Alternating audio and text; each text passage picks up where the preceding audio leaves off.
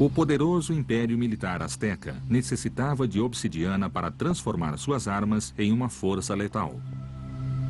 Assim, estabeleceram a mina mais importante do Império na Sierra de las Navarras. O que fez da obsidiana desta região um símbolo do poder azteca?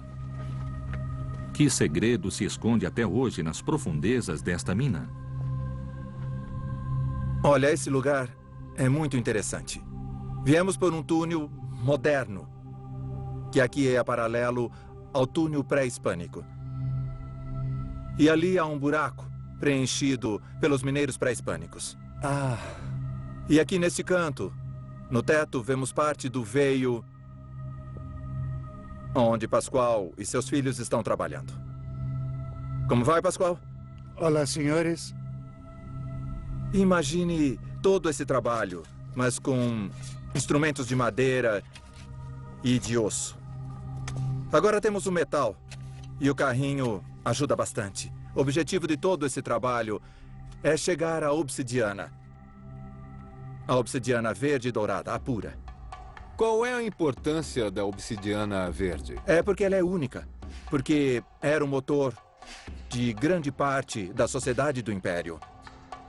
A obsidiana verde e dourada é multifuncional, é de alta qualidade e imediatamente denota o poder do centro do México. São símbolos que não podem ser falsificados e que só vêm de um lugar, da Sierra de las Navarras. E desde quando o senhor trabalha aqui, na mina? Desde os 15 anos, mais ou menos, eu gostava de trabalhar aqui e até trouxe os meus filhos, estão aqui. A família toda. Oi, tudo bem? Tudo bem. Nós trabalhamos duro para encontrar os veios. Você pode passar um mês sem encontrar absolutamente nada. Porque encontramos muitos veios de má qualidade que não servem e sempre buscamos a obsidiana pura. Olha, parece que é fácil de encontrar. Eu estou vendo obsidiana para todo lado, mas depende muito da qualidade, é Nem isso? todas são de qualidade. Por exemplo, este veio aqui vai de alto a baixo e lá embaixo pode ser que tenha blocos maiores. Esses são os blocos que, com tanto trabalho, eram e são obtidos ainda. Esse é o coração de todo o trabalho. Por exemplo, eles testam a obsidiana, a calam, como dizemos, para ver se é de boa qualidade, com um metal. É para isso que batemos assim, para ver se não tem impurezas. Para Também poder usamos testar. um raspador para passar aqui. Então quebro assim. E com isso poderia fazer um raspador. Podemos fazer uma espécie de ponta para perfurar. Com martelos menores, assim vão dando forma. Entendi. Vai arredondando, né? Onde havia sítios, moradores, militares astecas, encontramos obsidiana. Se marcarmos toda a presença de obsidiana verde na Mesoamérica, veremos a expansão do Império Militar Azteca. A obsidiana verde, o antigo símbolo de poder do centro do México, estava nas mãos dos astecas. Moctezuma I continuou com suas campanhas militares nos atuais estados de Guerrero, Hidalgo, Puebla e Oaxaca. Mas a expansão do Império Novo tinha um propósito oculto: abastecerem-se de insumos que não podiam encontrar dentro de suas fronteiras. Muitos desses produtos ainda são vendidos no mercado de La Merced. A doutora em antropologia Luz Maria Morar é especialista em manuscritos que guardam os segredos da administração imperial azteca. Olha, aqui temos coisas sensacionais de origem mexicana. O milho é a base para fazer a massa. E com a massa se faz as tortilhas pastéis. de espessuras e tamanhos diferentes e que podem ser recheadas com flor de abóbora. Como se diz tomate? Xitomatle. Xitomatle. Xitomatle, que é uma das grandes contribuições do México para o mundo, o Sim. xitomatle. Mas olha só, olha só isto, são os gafanhotos. Os gafanhotos de Chapultepetl, o Morro do Gafanhoto. Morro do Gafanhoto. Quanto custam os gafanhotos, senhor? 20 pesos. Eu quero uma porção, por favor. Pode contar esse também. Fica uma delícia com guacamole, o abacate, que também é pré-hispânico. Aqui está. E o amendoim Pegue também. um pouco. Ai, que delícia, amendoim. E ali estão os seus gafanhotos. Muito obrigado. Mais alguma coisa? Vamos ver o que achamos Vamos, mais. vamos, Obrigado pelos senhor. gafanhotos. Até Vamos. logo. A maioria dos produtos consumidos em Tenochtitlan vinha das aldeias periféricas, pois a pobre terra da ilha não era suficiente para alimentar o povo asteca. Teria sido essa limitação o que os levou a expandir suas fronteiras? Muitas das conquistas feitas pelos astecas eram para obter alimento, porque eles não podiam cultivar nada. Então tiveram que conquistar o que hoje seria a área de Huasteca, uma província chamada Ticuaca e Oxitipa, e lá conseguiram o Chile, que se chamava Chiltepú. Um antigo manuscrito com o registro dos tributos detalha a origem de cada produto que o Império obtinha com os povos conquistados. Este documento nos permite conhecer a extensão das campanhas militares astecas e a importância decisiva dos comerciantes no crescimento do Império. Havia duas maneiras de se subir socialmente, a guerra e o comércio. Eles tinham um ritual todo especial, seus próprios deuses, sua própria organização interna, ou seja, não eram moradores comuns. Havia o grupo dos Nauauostomeca, que significava que eram espiões. Eles iam para os lugares que ainda não tinham sido conquistados pelos astecas. Iam aos mercados disfarçados, ficavam observando o que havia e tanto Tlatoani como Moctezuma iam a esses lugares e cobravam tributos por aqueles produtos. Claro que os governantes locais diziam que não iam pagar nada. Ah, não vai pagar? Tudo bem, então eu vou enviar o meu exército. Todos esses produtos vieram por tributo. Isso. Os astecas iam, dominavam os povos e cobravam E o tributo. exigiam não só produtos agrícolas, mas também âmbar, turquesa, o ouro, cacau. Tudo veio como tributo, porque aqui não se produzia. A expansão dos astecas tinha como objetivo principal a imposição do tributo sobre os povos conquistados. Mas a estratégia do Império não consistia apenas na conquista de outras culturas pela força. Todas eram anexadas, respeitando seus conhecimentos e cultos milenares. O desejo de controlar a rota do cacau levou os astecas a sudoeste de Tenochtitlan, a região de Oaxaca. Lá tiveram de enfrentar uma das culturas mais lendárias da Mesoamérica, os mixtecos e os zapotecas. Mitla foi uma das cidades mais importantes desse território.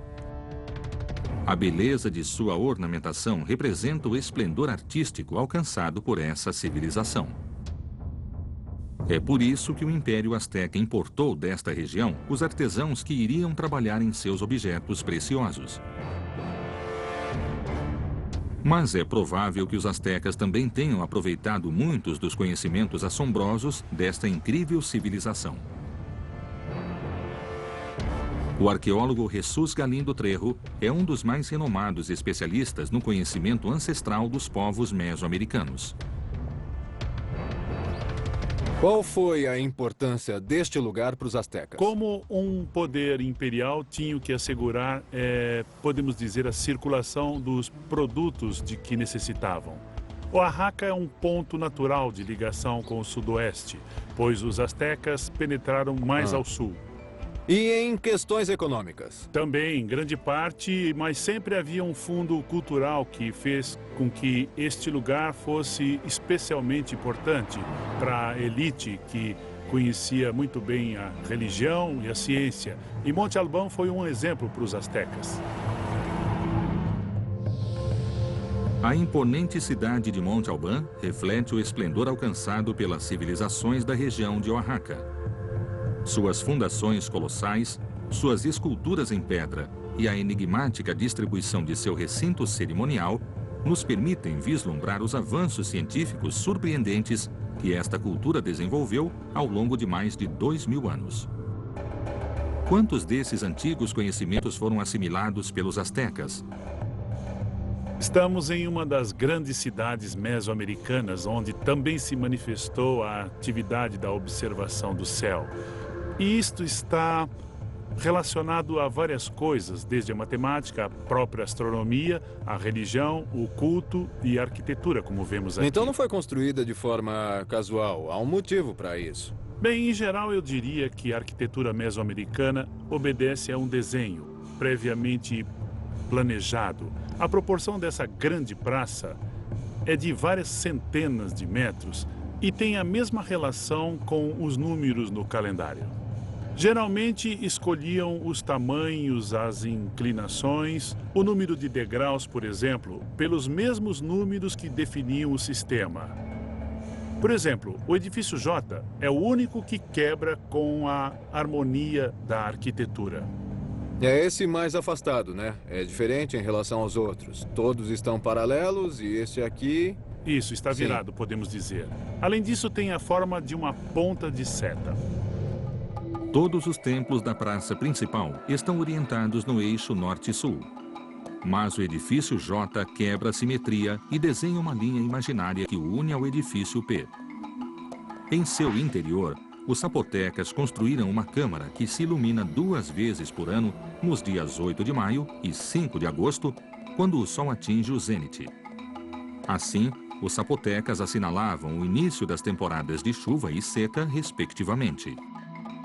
Aqui também acreditavam que o calendário fora inventado pelos deuses, um presente de um deus civilizador para que o homem vivesse em harmonia e, claro, o adorasse. E construir os edifícios de acordo com esses princípios foi um modo inteligente de justificar o poder político que tinha, e é claro, mas a partir do conhecimento astronômico neste caso. E tudo isso foi retomado pelos astecas quando vieram para cá, para claro, dominá-los e tomar suas terras. Com certeza, isso foi uma forma natural de ver as coisas.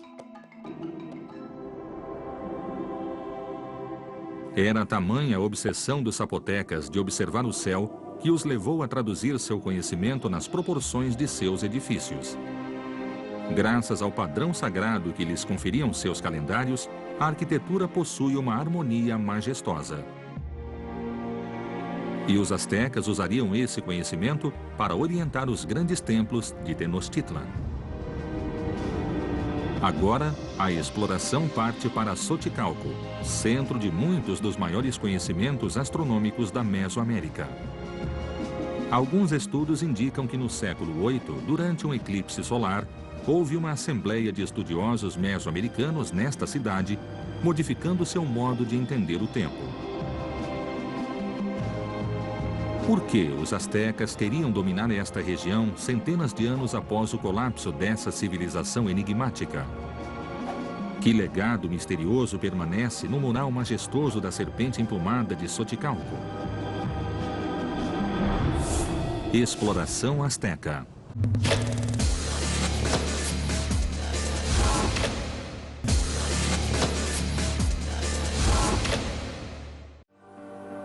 Exploração Azteca.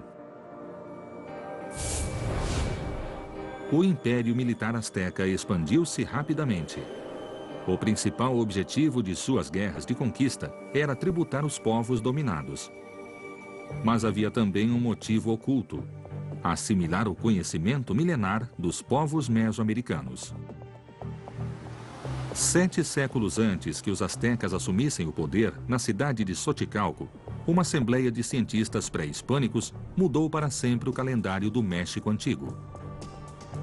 Por que o Império Azteca queria dominar a região centenas de anos após o colapso dessa civilização enigmática? O arqueólogo Marco Antônio Santos é o responsável pelo sítio arqueológico. Tá, os astecas tinham um controle econômico dessa região. Então, por que queriam dominar este local que haviam encontrado abandonado? Porque Xochicalco representa o ponto de origem de sua cultura. E daqui surgiram e chegaram os astecas, questões simbólicas, políticas e econômicas. E isso pode ser visto claramente na pirâmide da serpente emplumada, onde ficou gravado esse ponto de origem. Xochicalco representava uma série de elementos que iriam influenciar épocas posteriores e que os astecas voltariam a seguir para legitimar seu poder.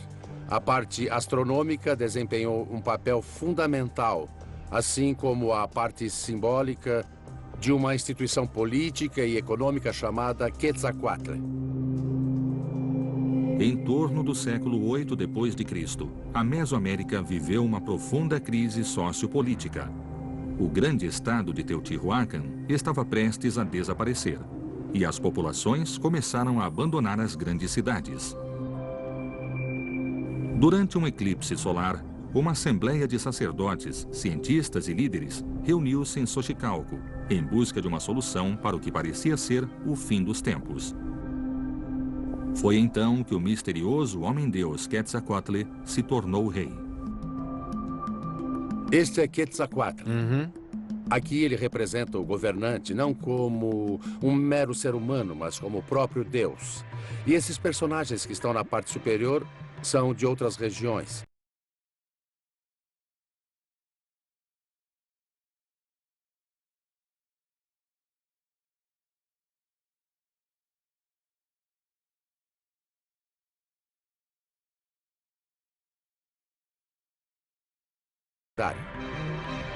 O baixo relevo do Templo da Serpente Emplumada narra a coroação do homem-deus Quetzalcoatl em 743 d.C. Sábios e governantes de toda a Mesoamérica participaram desta cerimônia única. Mas por que haviam decidido realizá-la durante um eclipse solar? E que mudanças fizeram no calendário do México Antigo? Até a criação de Xochicalco, o sistema de numeração era o maia zapoteco, que consistia de barras e pontos. E o que temos aqui é uma mão que faz um movimento de soltar ou baixar, e outra mão que segura uma corda e faz um movimento de puxar. De um lado, uma mão solta e de outra mão puxa. Ou seja, de substituição. E aqui vemos o sistema de numeração Nahuatl, que foi utilizado pelos astecas, séculos depois na Mesoamérica, na época da chegada dos espanhóis. E que impacto causou na Mesoamérica esse ajuste no calendário? Era muito importante em termos políticos que não dissessem que o sistema que estavam usando tinha algumas falhas ou erros. Era melhor justificar seu poder sobre as outras culturas.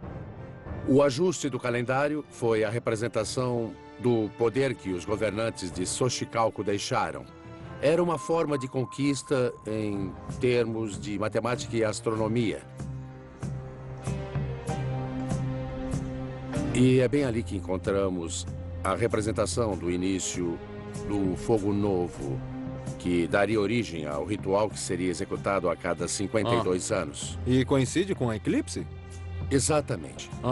Apagavam-se todas as fogueiras da cidade e, no momento do eclipse, acendiam-se esse fogo novo que seria mantido através dos séculos até chegar aos astecas. Então isso foi muito importante para os astecas. Surgiu um novo calendário, uma nova era e uma nova política com a coroação em Xochicalco de Quetzalcoatl como próprio Deus. Com o controle da região de Xochicalco, os astecas transformaram-se nos proprietários de um dos primeiros reinos do homem-deus Quetzalcoatl e do lugar de origem do calendário que governava suas vidas, cerimônias e profecias. A 5 quilômetros de Xochicalco, no povoado de Coentepec, ainda se pratica o patole, um jogo enigmático que continha os números sagrados do calendário e que os missionários consideravam demoníaco. Aqueles que se aventuravam a jogar após a conquista foram punidos com a morte. Mas o educador Sérgio Flores o considera uma ferramenta útil para ensinar matemática. Como vai? Tudo bem, a gente está jogando patole. É? O que é isso? Como se joga isso? Bom, originalmente era um jogo de tabuleiro, mas a gente fez uma coisa bem maior e se tornou um jogo com peças humanas. Mas espera aí, qual é o objetivo? Eles têm que avançar? Eles avançam com essas canas. As canas são como os dados, então? Exatamente, mas precisa ver a posição da cana, se cai para cima ou para baixo. Você já foi. Eles precisam